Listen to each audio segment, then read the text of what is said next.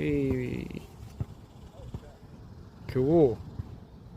Got another little sunfish at sunset.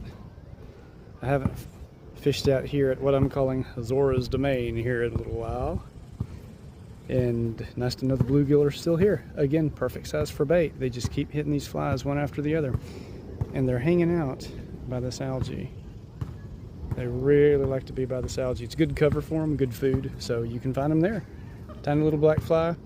This is a Zebcoo 33 Gold Micro rod and reel with 4-pound test.